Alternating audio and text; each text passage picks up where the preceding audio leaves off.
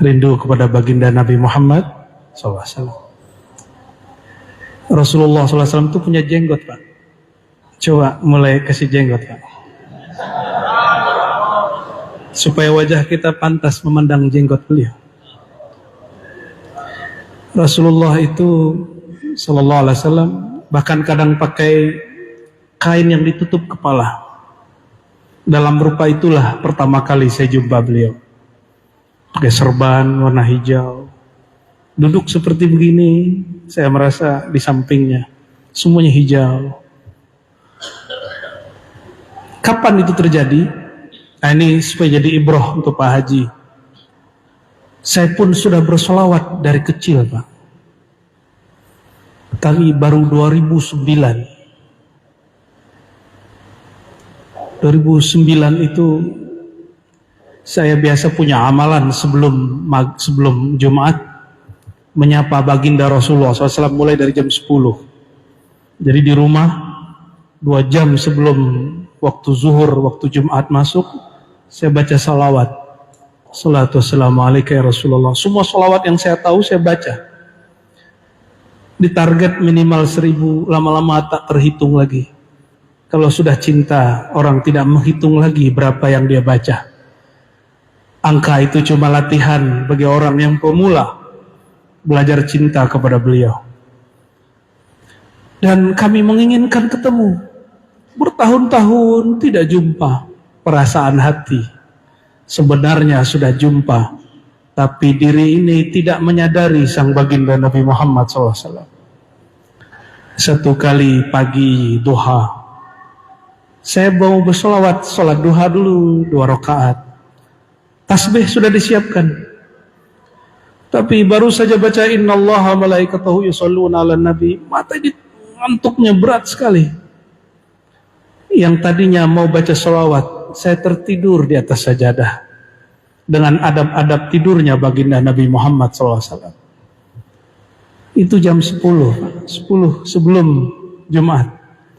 Itu hari saya tidak pernah lupakan sampai mati, ya.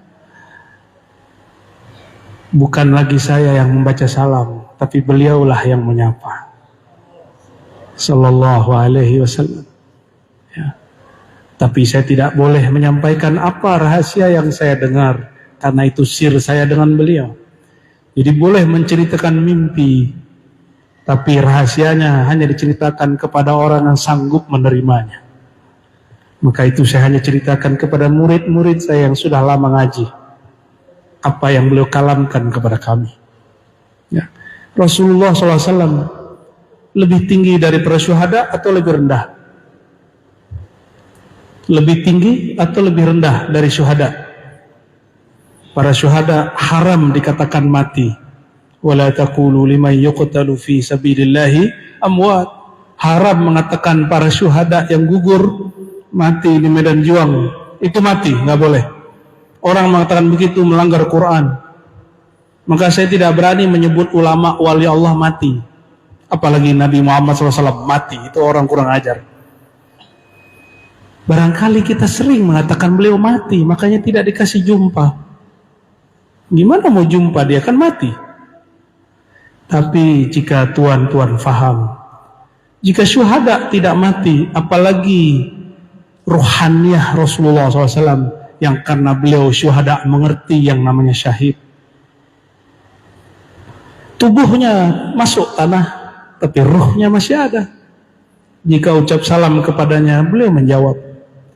Cuma ada orang yang ruhaninya belum siap mendengarkan, maka belum dikasih mimpi, belum dikasih rasa saat sadar.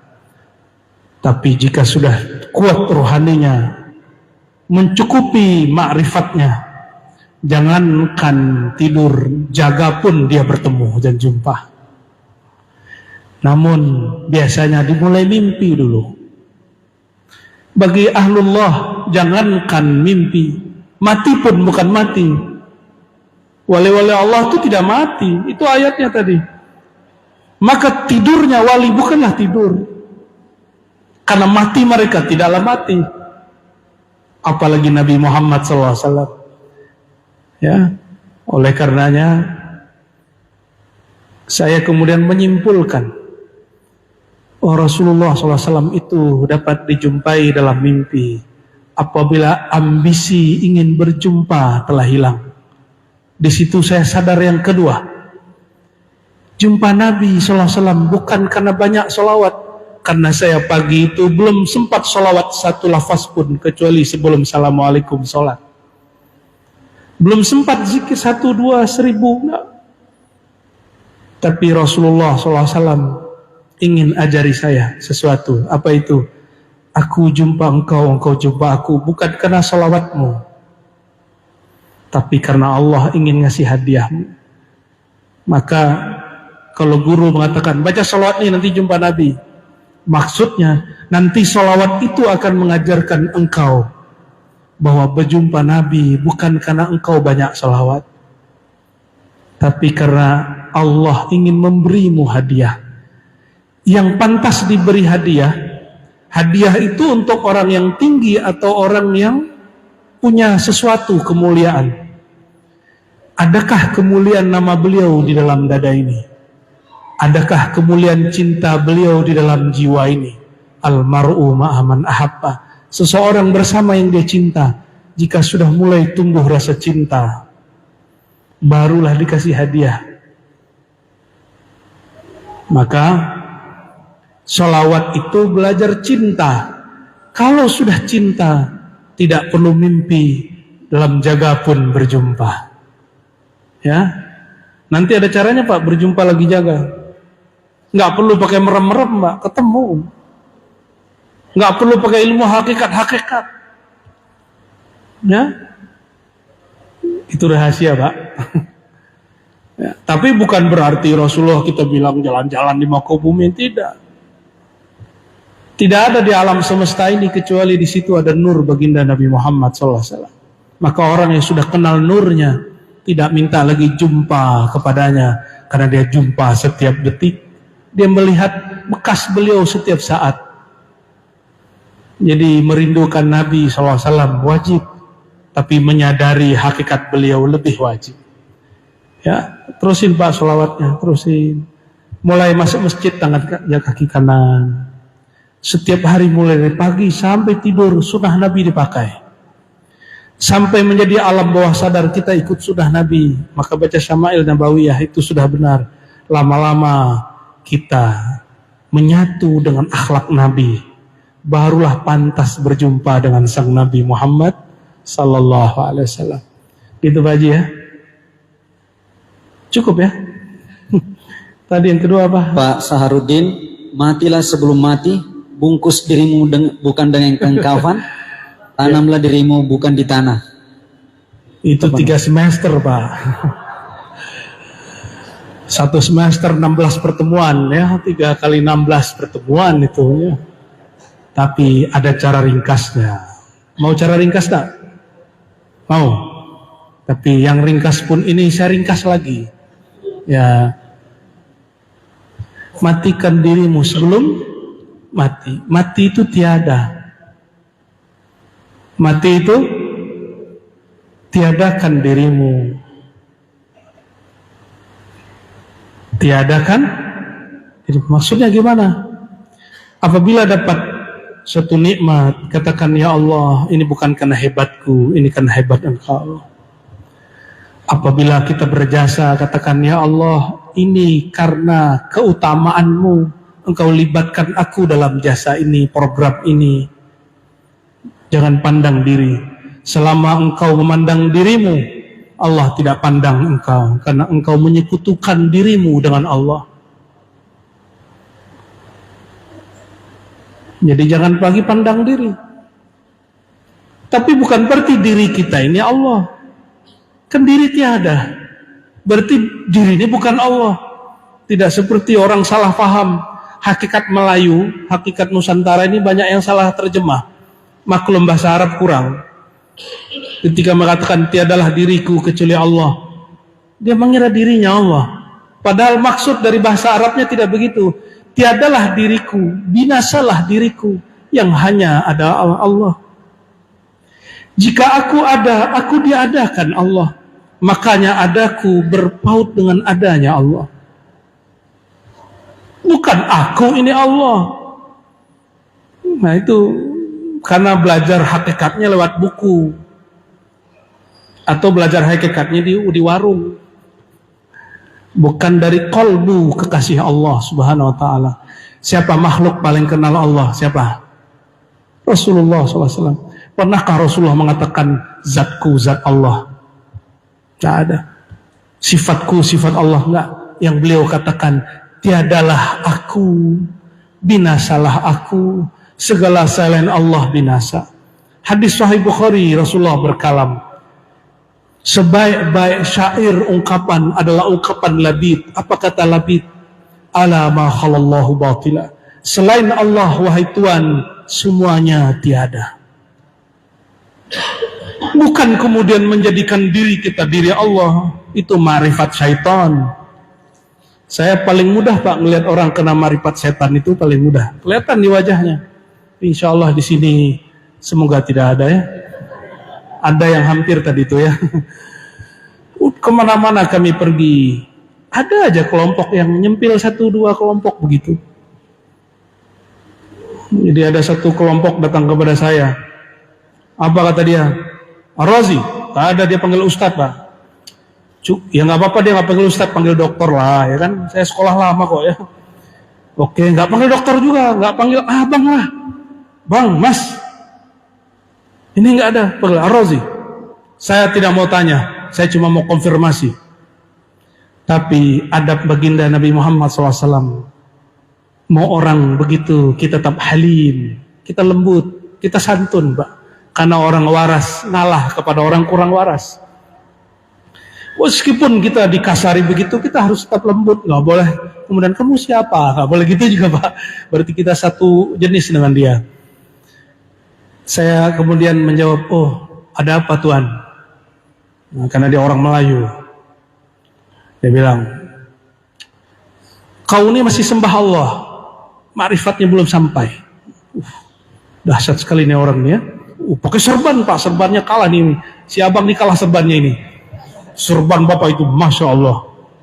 Apa kata dia? Kau ini masih sembah Allah, saya sudah tidak sembah Allah. Saya tidak sembah nama. Saya langsung sembah zat. Ngeri kali.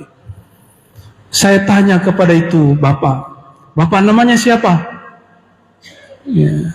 Jadi kalau ada orang begitu, jangan kemudian kita debat. Kita tanya aja Pak.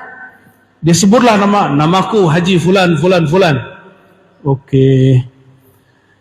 Pak Haji Fulan, coba tulis namanya. Tulislah namanya. Sudah Pak.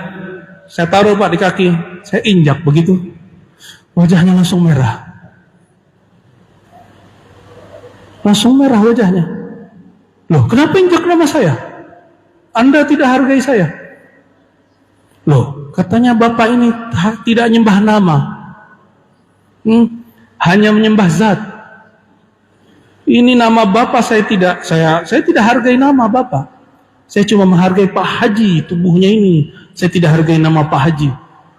Langsung dia kemudian minta maaf. Tidak perlu kita ceramahi. Ya, itu pintar-pintaran kita aja Pak. Maka saya bilang, Pak Haji, ma'rifat Bapak itu tinggi tapi kurang adab. Mau kalimat yang asli saya keluarkan. Kitabnya saya punya, kalimatnya gak begitu Pak. Kalimatnya apa? Kita tidak hanya menyembah nama, tapi kita menyembah juga yang punya nama. Itu kalimat yang benar. Bukan begini, tidak usah nyembah nama, kita langsung sembah zat. Ternyata namanya kita hina, dia merasa emosi. Itu contoh Pak. Itu contoh.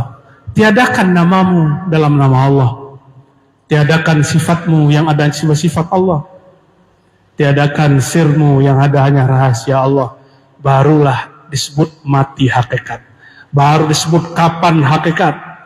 Baru disebut mandi hakikat. Mandi kalimah Pak.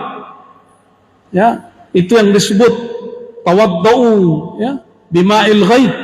Berwudu'lah dengan air gaib. Itu ada ungkapan Imam Junaid, Imam Abu Yazid Bustami, berwudu'lah engkau dengan air gaib. Maksudnya Jika engkau berwudu dengan air, jangan hanya dengan air, tapi bawakan hakikatnya air. Air membersihkan hadas yang zahir, maka berwudu iktikadkan Allah bersihkan syirik khafimu, syirik tersembunyimu. Itu namanya mandi dengan air hakikat. Jadi kalau wudu, kata Nabi SAW, jadi ilmu hakikat ini batal kalau nggak ada hadis yang menguatkan. Ingat, ya. Maka kami alhamdulillah diizinkan Allah memperkuat ilmu ini dengan belajar sunnah lebih dari 15 tahun. Jadi alhamdulillah kami menghafalkan ribuan hadis supaya tidak terjebak kepada kurang ajar kayak tadi, Pak. Kayak Pak Haji yang tadi itu. Ya, sehingga tidak ada ilmu hakikat kecuali ada hadisnya, ada ayatnya. Kalau tidak, fahuwa batil, maka dia batil. Jadi saya kasih tahu juga ke teman-teman saya di MUI, senior-senior saya di MUI, Pak Kiai, Abang Kiai, kalau ada kelompok menyimpang, majelis-majelis yang kelewat, jangan difatwakan sesat. Bimbing dulu, main fatwa-fatwa aja. Emang tuan-tuan ini sudah dijamin masuk surga? Emang tuan-tuan ini sudah benar berakidah kepada Allah? Ya, enggak juga kan? Belum tentu. Karena kita ini tidak ada yang dijamin. Kita sama-samalah menjaga umat ini. Jangan sok merasa paling benar. Semoga ulama-ulama MUI kita tidak suka mencari kesalahan kelompok, tapi suka membina kelompok. Amin. Ya Rabbal Alamin. Jangan kayak di pulau seberang, Pak, ya. Ada kelompok sendiri, kelompok cari kesalahannya, difatwakan sesat. Gak begitu. Saudara sama saudara gak begitu. Ya. Orang hakikat itu orang negeri kita ini suka belajar hakikat. Itu sebabnya negeri ini diberkahi, disiapkan buminya subur, perut buminya berkah. Kenapa? Di sini ada orang-orang mengerti syariat, paham hakikat. Bumi itu hakikat. Lebih mulia langit apa bumi, Pak? Lebih mulia langit apa bumi? Kenapa? Hah? Makhluk paling mulia di bumi atau di langit? Di bumi. Siapa? Ya. Ya, Sayyidina Jibril di langit, Sayyidina Nabi Muhammad SAW di bumi. Maka bumi ini diberkahi. Bumi ini diberkahi. Nggak ada bumi kiamat langit. Bumi itu penyebab langit masih utuh sampai sekarang. Malaikat masih bisa zikir Pak di atas. Zikir malaikat subhanallah, alhamdulillah, Allah akbar, la ilaha illallah, itu zikir malaikat. Itu malaikat bisa makan, makannya malaikat zikrullah. Maka saudara-saudaraku yang tidak bisa tenang kecuali zikir pagi sore, sholat, baca Quran, berarti jiwa malaikatnya sudah mulai muncul. Tapi itu yang mengajarkan, yang mempertahankan itu siapa? Makhluk di bumi. Berhenti orang zikir di bumi, malaikat yang di langit berhenti makan. Maka dimanapun makhluk manusia berzikir, yang di bumi, yang di langit berkumpul, apa kata mereka? Halummu ila hajatikum, hai yang di langit, hai yang di bumi, kerubungilah itu majlis. Itu majlis menyebut nama Allah, Tuhan langit dan bumi. Bapak sadar atau tidak, di ke atas ini rame. Ya, untungnya nggak lihat. Kalau lihat kabur. Kita lihat makhluk terbang di atas pohon pun kita takut. Ya, sahabat-sahabat lihat ada awan mengelilingi, lari dia. Maka kita ditutupi melihat alam gaib supaya tetap waras. Kalau nggak nanti jadi separuh-separuh gila. Ya. Jadi jangan minta-minta ngeliat ilmu gaib, nggak usah Pak. Cukup hidup normal, tapi mengenal Allah, mengenal Rasulullah SAW. Sudah terjawab semua. Satu lagi, Bu ya. Poin terakhir ini, awaluddin ma'rifatullah. Ya, ini yang nanya Ustadz ini kayaknya ya. Awaluddin, awal agama mengenal maksudnya. Awal agama bukan sholat. Bukan ngajak orang sholat jamaah di masjid, awal agama enggak. Awal agama, engkau sholat Sebelum engkau sholat, engkau kenal dulu siapa yang engkau sembah. Mau disuruh-suruh orang tidak kenal. Orang yang mau disuruh-suruh oleh orang yang dia tidak kenal, itu namanya pintar apa bodoh? Bodoh. Allah itu mau kita pintar atau bodoh? Maka bapak saudaraku, jangan paksa anak kita sholat. Paksa anak kita mengenal Allah. Paksa umat kita mengenal Allah. Kalau sudah kenal nilai duit, orang disuruh-suruh kerja nggak? Atau dia nyari kerja sendiri? Ini bapak-bapak saudara ini sudah kenal hebatnya duit. Orang kalau sudah tahu hebatnya duit, maka dia mau disuruh-suruh mulai dari jam 8 sampai jam 5. Benar nggak? Betul? Dia mau disuruh-suruh setelah 10 tahun dari jam 8 sampai jam 5. Bahkan hari Sabtu Minggu pun kalau bosnya datang, bosnya manggil, dia tetap datang. Supaya apa? Gaji tiap bulan tidak berkurang. Karena dia sudah tahu nilai duit.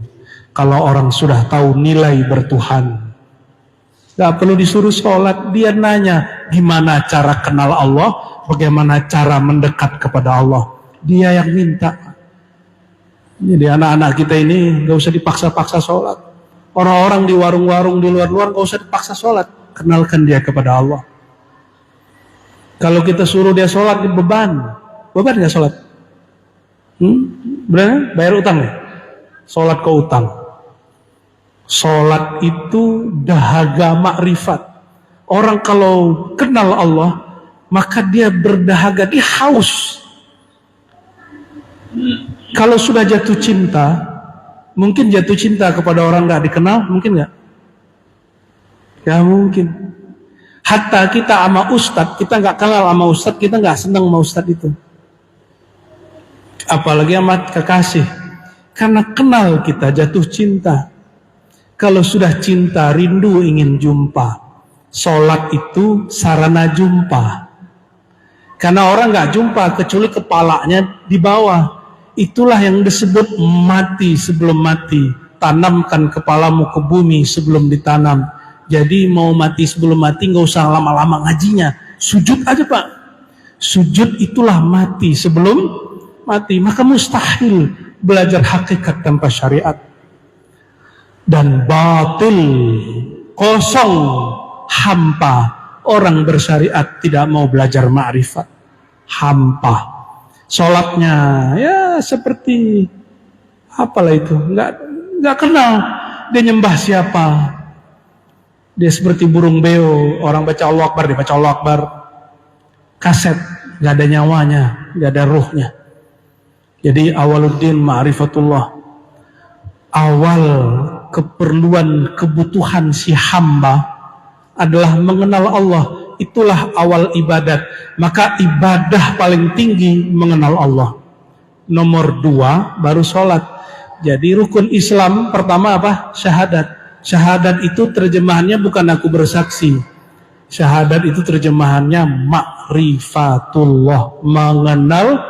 Mungkinkah orang bersaksi jika dia tidak kenal? Maka rukun Islam pertama itu rukun ma'rifat. Rukun ma'rifat 2, Allah, Rasulullah.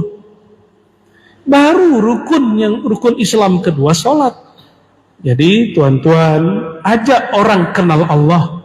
Tidak perlu dia susah-susah diajak ke masjid. Pasti dia ke masjid. Tidak perlu susah-susah ngajar anak kita untuk sholat. Pasti dia sholat. Ya, ajak dia mengenal Allah. Mengenal Allah itu juga bukan dengan sembah Allah. Itu namanya nyuruh-nyuruh. Ajak dia ngobrol tentang Tuhan. Seperti orang-orang tua dulu. Bahkan di warung pun dia bicara Allah, apalagi di masjid. Benar nggak?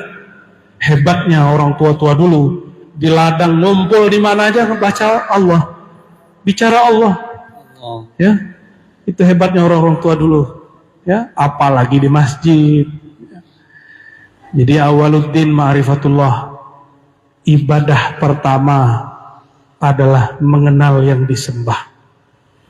Baru ibadah kedua, sholat 5 waktu. Semoga Allah Ta'ala menambah cinta kita kepadanya, ma'rifat kita kepada kekasihnya, dan memberi kita syafaat di langit dan di bumi Doa. dengan syafaat baginda Nabi Muhammad SAW, ya, ila ruhin Nabi sallallahu alaihi wasallam wa ila ikhwanihi minal anbiya wal mursalin was sahabati wat tabi'in wal awliya al arifin wal ulama al alamin wa abaina wa ummatina. Al-Fatihah.